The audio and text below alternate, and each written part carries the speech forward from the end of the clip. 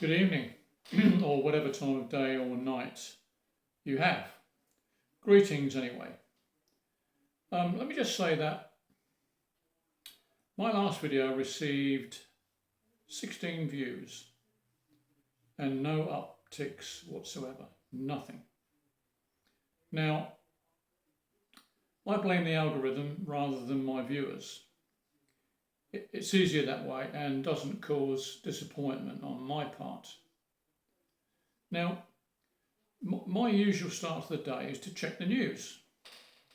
And when I say the news, the BBC, ITV and Sky are definitely no-nos. I don't go near them. The Telegraph and the Guardian are spent forces in today's world. Maybe the Times and the Financial Times are still relevant, but news from other countries are sometimes far more reliable. And I read many of them, especially Al Jazeera, which is broadcast out of Qatar, which is an Arab country. So they've obviously got their prejudices and their bias, of course, like every other news outlet. And they have their loyalties to whoever's financing them. Now, just recently on Freeview, and let me just say Freeview is a free view on TV that most people have and most people enjoy. But recently there have been notices to say that Al Jazeera will be moving channels from 235 to 251 on the 1st of October. That was a lie. It's been totally banned. So I just took a look at who actually owns Freeview. And not surprisingly, I found it's actually called Everyone TV. And there's a venture between the BBC, ITV, Channel 4, Channel 5 and Sky. No surprise there whatsoever. Freesat, which comes via a satellite dish, which I have, is much the same, but at the moment Al Jazeera remains. How long for? I don't know. But the blatant censorship is mind-blowing and quite obviously being encouraged by the deep state. Or in other words, the government minions being led by the establishment. And the establishment is also very popularly called the civil service. And the civil service is made up of government employees who are hired, not elected, they are hired and are usually not affected by political leadership changes. And they have jobs for life and a healthy pension as well. Which begs the question, are political leaders placed there? And we all know that, of course they are. And especially with our two-party system and the first-past-the-postal electoral scam. And the most senior civil servant in a department is the permanent secretary. And you'll know him if you remember Yes Minister and Sir Humphrey.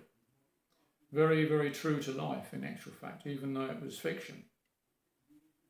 And how many civil servants do you think we have? Actually, there's over 500,000, 550,000 to be more precise. 22,000 more than last year. And most simply, civil servants work for the government to develop and implement policies and provide services to the public. And what policies and services are they? What services do you get apart from the dustbins are emptied once every 2 weeks? The roads are not repaired. There's hardly any bus services. It's unbelievable. Non-governmental organisations are mostly responsible and are highly politicised and quite obviously not very democratic. And that's why the web of control is being cast over all of us. The question is, why did they ban Al Jazeera? And it's simple. They don't want you to hear some home truths. And like it or not, you will obey unless you stand up against them. And Al Jazeera actually is, surprisingly, is still available on YouTube Live News. Make of that what you will. I don't understand. But there you go.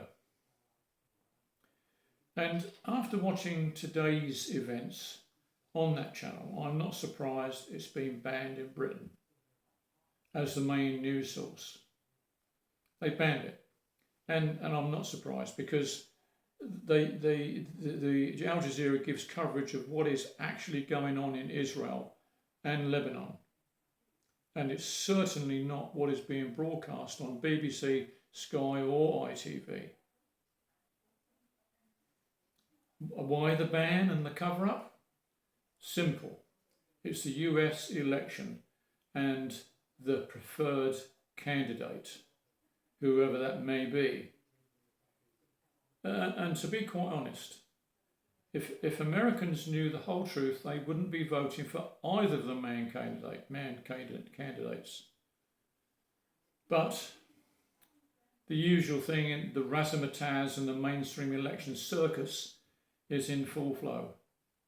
And Americans, once again, will fall for its promises, only to be crushed by the impending financial crash that is inevitable. And I'll save that for another day. So thank you very much for listening. Goodbye.